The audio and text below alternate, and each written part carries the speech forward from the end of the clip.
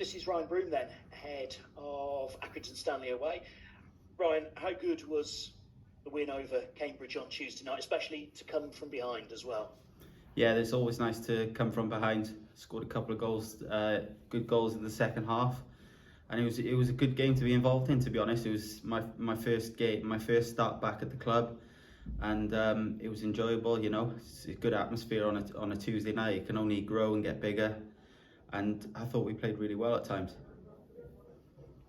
And for you, how's it been slotting back into the club? Because obviously you returned here on transfer window deadline day, and what's that been like so far?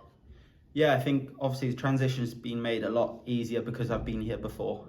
I know the club really well, and that's helped me a lot, definitely. And it's been sort of a quick settling in period really for me. So the first week or two has been great, you know. So coming back to the club, a lot of things were as they were. You know, the club's moved forward in a lot of ways as well. So it's just been nice to come back, and a lot of familiar faces, and yeah, it's good. Like putting on an old pair of socks in a good way?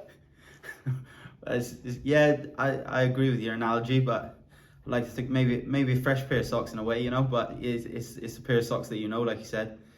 And I mean, I suppose you've both progressed on, haven't you? Because you know you've played at higher levels. Cheltenham have got themselves to a higher level. So how pleasing is, you know, the growth that you've actually been able to keep up with each other?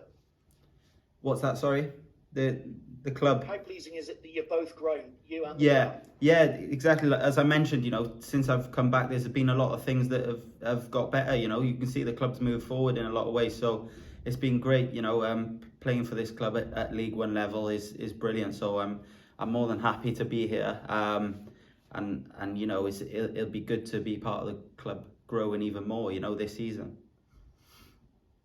Someone who's seen it and then had a gap, how much of the identity that was forged under Michael Duff remains and is still instilled into the players that, you know, you're now teammates with for the first time? Yeah, definitely. A lot of new faces here in the team. Some still here, and you know, even coming back to the training ground and seeing you know, quotes on the walls, quotes that I remember hearing 2-3 years ago and stuff, and seeing them written on the walls and stuff as reminders every day, just little things like that. You know, it reminds you of sort of the culture that was set here before, and this still growing, and that's still here today. And it's good to see, you know, a lot of the same sort of standards that were set a while back are still being sort of met now. And those are the culture and the things that are going to help us to be great this season. And I suppose that makes sense, because if they're right and they work, why change them? Yeah, definitely. It's the old analogy, isn't it? If it's not broke, you don't have to fix it. So it's like, yeah, it's been a good sort of settling in period for me. I've got to know the manager really well, his ways of working, and the training and stuff like that. So yeah, it's been good to be back, and it's been refreshing to see like what's different and sort of see those things as well. You were a sub at Port Vale, your second debut, if you like, and I suppose you know, you and James Olayinka had 45 minutes each. What was that, you know, just sort of the energy that both of you as new signings could bring? Yeah, I signed late on the Thursday evening. My first training session was on the Friday. So I was just happy to get out and get some minutes. So I was more than pleased to get my first start on Tuesday. I feel like there's no better way to settle into a club really than to just play minutes. So even better that we got the win as well. And then, you know, I always know that if I'm playing regularly, that's when the best comes out of me. So we'll see how things develop, and is one game at a time. You know, it's a competitive league. A lot of tough fixtures to come. We've got a good fixture to look forward to Saturday, and that, yeah, just keep ticking those games off really. Yeah, Accrington Stanley away, it's going to be tough, you know that, but you know the opportunity there to again put some distance between yourselves and the teams below you if you win. Yeah, that's it.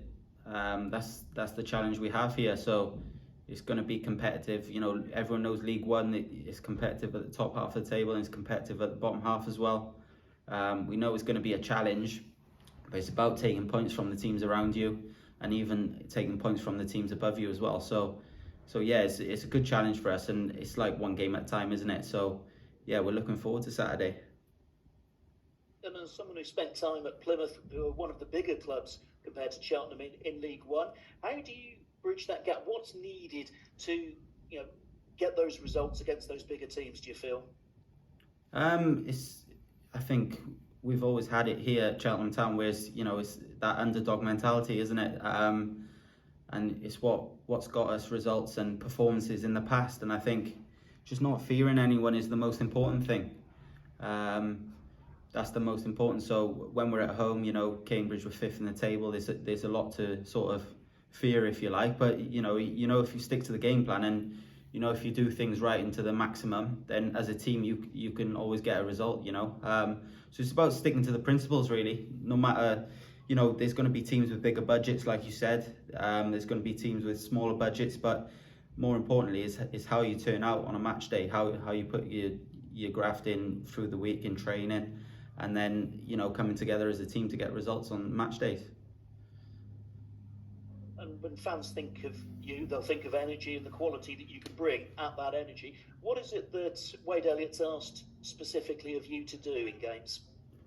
I think the manager, he's seen me play.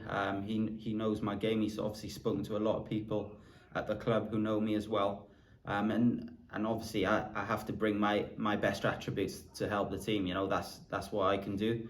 So yeah, it's been sort of just to go out there and express myself more than anything, and make sure that I'm having a positive impact to help those around me as well. Thanks, Ryan. Keep it going. Thank you. Cheers, Paul. Morning, Broomy. Morning, John. You did score at Accrington last year, didn't you, for Plymouth? So how well do you remember that one? A really good result as well. Yeah, enjoyed that goal. Got a goal and assist on the day, and it was a really good day for us. We won 4-1. It'd be nice if we can replicate that here for Cheltenham tomorrow. It was an enjoyable day. They're always a tough opponent, especially at their place. It's the travel, and then obviously to perform there, it's a tough place to go, but we're looking forward to the challenge. Obviously, this will be your first overnight since coming back. Are they going to make you sing tonight, do you know? I haven't even thought about that, actually. You just planted a seed in my head. Best get Googling some choruses or something. But yeah, singing's not my forte. I know I'm Welsh and I'm supposed to be a good singer, but that's not the case with me. Mentioned Wade earlier, the philosophy of the club, Ryan, but I think you just about overlapped with him, didn't you, before you left? Did you actually meet him before you left in the summer of 2020?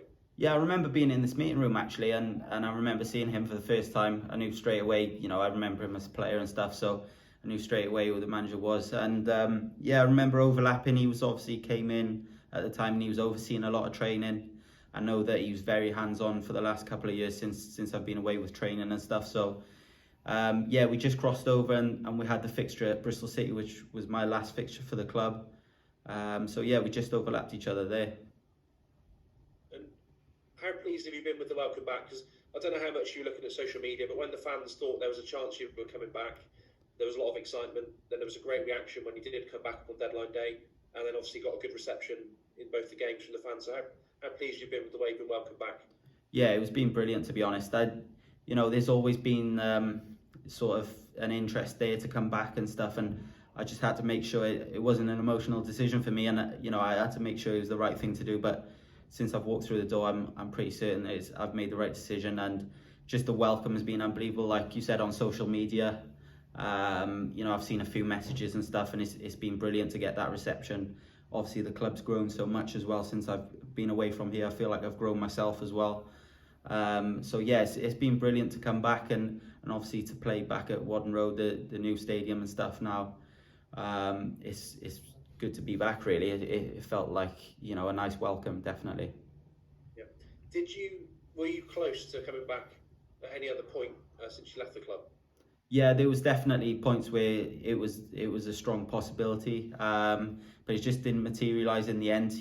I just wanted to continue playing as much as I could, and then sort of it's set me up well for where I am today, I believe. So yeah, I'm happy to be back now, definitely. Great to see you back, Broomy. Good luck with the singing tonight, and all the best. Cheers, John. Thank you very much. I'll need it.